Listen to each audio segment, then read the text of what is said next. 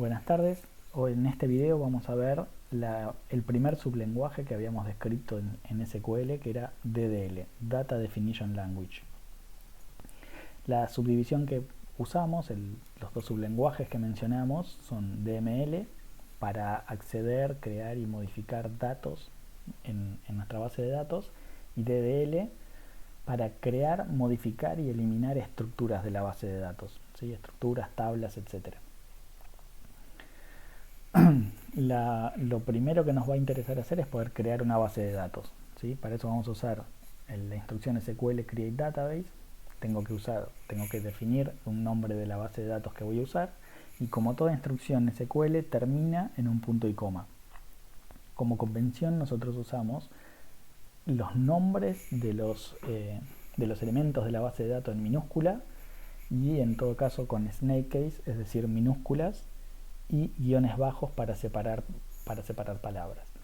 Esta instrucción create database va a crear la base de datos, generar las entradas que correspondan en el diccionario de datos y dejarme una base de datos vacía a la que yo pueda acceder. Una vez que ejecute esa instrucción y la transacción termina correctamente, es decir, se hace el commit, voy a poder acceder a esa base de datos, tanto yo como cualquier otro usuario que tenga permisos para acceder. Un detalle importante es que en los clientes para acceder a las bases de datos normalmente está configurado el autocommit, es decir, yo ejecuto una instrucción que implica una modificación en la base de datos, es decir, que requiere un commit, y automáticamente se ejecuta el commit, salvo que haya un error y se hace un rollback, pero se hace automáticamente, no tengo que yo positivamente decir que se haga el commit, ¿sí? Eso que quede claro, porque cuando yo ejecute este create database en condiciones normales, en instalaciones normales de nuestras bases, de nuestros motores de base de datos, esto va a ejecutarse el create database y automáticamente un commit.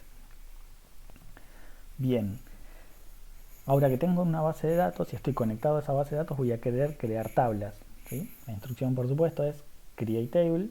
Me va a crear una tabla vacía y voy a tener que en esa misma instrucción definir el nombre y qué atributos van a ser parte de esa tabla, el tipo de cada uno de esos atributos y las restricciones de integridad, claves primarias, claves foráneas, etc. El create table genera información en el diccionario de datos, ¿sí? Entonces mi base de datos ya está actualizada, tengo una tabla vacía, que es una novedad, porque si esto es DDL y yo estoy definiendo las estructuras, estoy definiendo las tablas, no estoy generando ningún dato, sino solamente estoy creando esa tabla. Estos son dos ejemplos en SQL funcional para crear una tabla. En el primer caso estoy creando la tabla cliente, que tiene una clave primaria que es el DNI, un nombre, FECNAC como fecha de nacimiento, y si se fijan en el DNI está puesto el tipo de datos serial, y que es clave primaria ese atributo. El tipo de datos serial es un entero autoincremental, es una herramienta de Postgres, no es estándar SQL. En el caso del DNI no tiene mucho sentido que sea autoincremental, pero es solamente a modo de ejemplo. En el segundo caso, al crear la tabla edición, voy a estar creando esa tabla con los atributos id libro, que va a ser un entero, la descripción, que va a ser un texto variable de hasta 255 caracteres, y el año de edición, que será un entero. Y si se fijan, en ninguno de los tres atributos se fueron declarados como clave primaria, pero puedo agregar, como parte de la instrucción, que agrego un constraint, es decir, una restricción, con el nombre edición-pk. Esa restricción es una clave primaria, es un primary key, y está compuesto por dos de los atributos de la tabla, dos de los atributos que estoy definiendo en ese momento, en este caso id libro y descripción.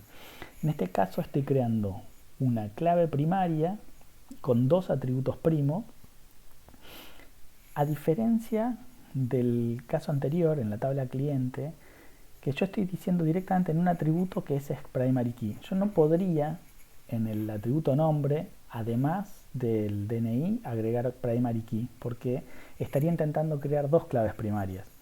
Para crear una clave primaria con más de un atributo, necesito definirlo como en este segundo ejemplo.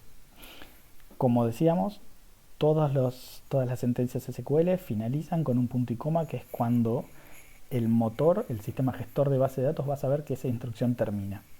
Si no, va a tratar de ejecutar el resto del texto o del código que encuentre, cual si fuese una sentencia SQL, y no va a estar bien formada seguramente. Hasta acá creamos la base de datos, creamos al menos una tabla en esa base de datos, pero ahora necesito modificar las tablas. La instrucción SQL salterTable va a permitir modificar la definición de la tabla. Voy a poder cambiar nombres de atributos, cambiar tipos de atributos, agregar o quitar atributos y agregar o quitar restricciones de seguridad, ¿sí? Prácticamente cualquier modificación puedo hacer en la tabla a partir del alterTable. La sintaxis, digamos, en estos dos ejemplos, en el primero, yo a la tabla edición le agrego una restricción que, fíjense, a diferencia de cuando agregué la clave primaria, ahora voy a estar agregando una clave foránea, una foreign key, y le digo que atributo de la tabla va a hacer referencia a qué atributo de qué otra tabla, ¿sí? En este caso estoy haciendo referencia, estoy referenciando a la tabla libro en el atributo ID. Entonces, mi ID libro en la tabla de edición va a tener que existir en el atributo ID de la tabla libro.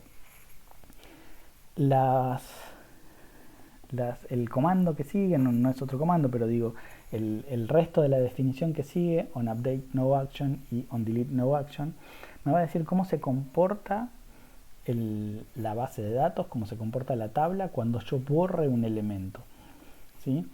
Si yo estoy borrando un elemento de la tabla de edición que hace referencia al libro, no tengo ningún problema, de algún modo es el lado N de la relación.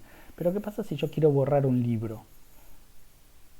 Ese libro puede estar relacionado o está relacionado con elementos de la tabla de edición. Entonces, si yo lo borro, no me quedaría consistente la restricción de esta clave foránea.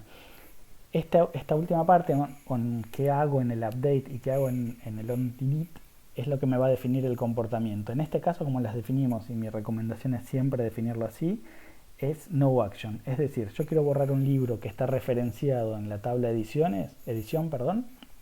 no hago nada, es decir, no borro, doy un mensaje de error que me impide eliminar el libro hasta que yo haga alguna modificación que me permita borrar. Como ser, podría venir, borrar las ediciones y recién después ir a borrar el libro. El segundo ejemplo, solamente agrego una columna a la tabla de edición. Tengo que poner el nombre de la columna nueva y el tipo de datos. Y esa columna va a aparecer al final del listado va a ser la última columna de la tabla. En este caso tenemos drop table. Acá voy a eliminar una tabla. Eliminar una tabla implica eliminar la estructura.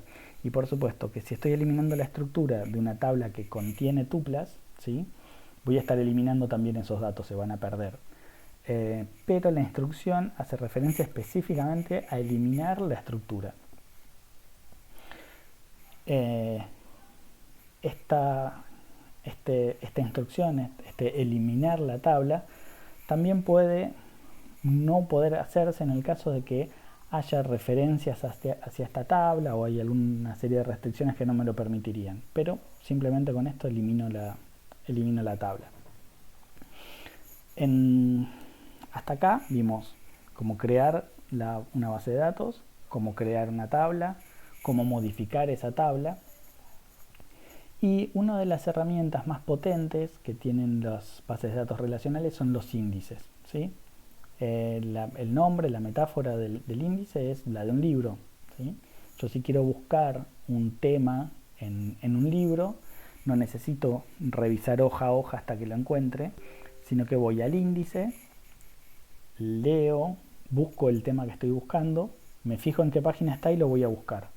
Bien, esa es la función de los índices. Me van a decir en qué parte, en qué lugar de ese disco, que yo desconozco cómo está guardado, está el dato que estoy buscando, ¿sí?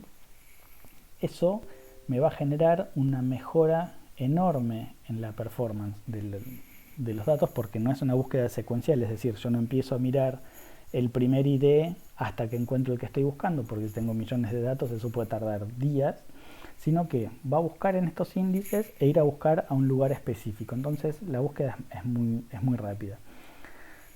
Así como son herramientas para mejorar la performance de la base de datos, mal utilizados pueden tener un efecto inverso. Es decir, si tengo demasiados índices o están mal aplicados, podría generar que tenga una base de datos que no sea más rápida y que sea muchísimo más pesada, por ejemplo. Otra de las funciones que tienen los índices es mantener la integridad referencial de la base de datos, ¿sí? Son los que